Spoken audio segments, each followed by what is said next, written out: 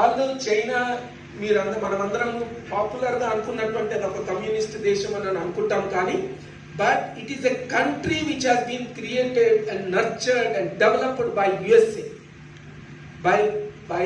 by transferring its manufacturing facilities to USA from 1979 onwards.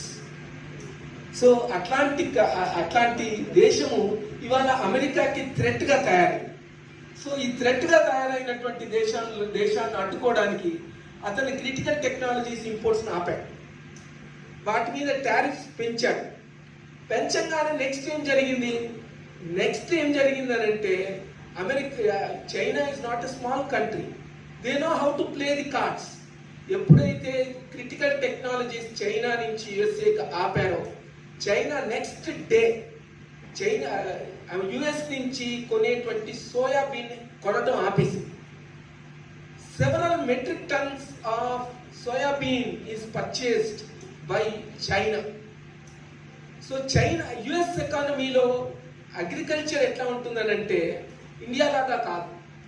USA produces agricultural commodities and products which are 3 times bigger than what US requires. US కి ఎంత అవసరమో దానికంటే 3 రెట్లు ఎక్కువ వాళ్ళు వ్యవసాయ ఉత్పత్తులు ఉత్పత్తి చేస్తారు. ఎంతమంది? 2% of the population of US. Only 2% of the US population produces more than 3 times of the requirement of the entire US population. So they have a huge agricultural surplus. ఈ హ్యూజ్ అగ్రికల్చరల్ సర్ప్లస్ ఎక్కడ dispose చేస్తారు? They were disposing most of this agricultural surplus in a country like China. So they were disposing soybean in China. China is a greatest importer of soybean. So ఎప్పుడైతే critical technologies ఆపంగానే చైనాని soybean కొనను ఆపేస్తున్నారు, they started purchasing from Brazil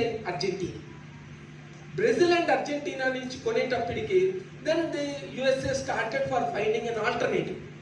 ఎవరు కొనగలరు ఇంత larger consignment of this soybean? ఎవరు కొనగలరు? సింగపూర్ లాంటి దేశాలు కొనగలవా? Singapore came forward, but what Singapore can purchase? A tiny state lesser than Hyderabad,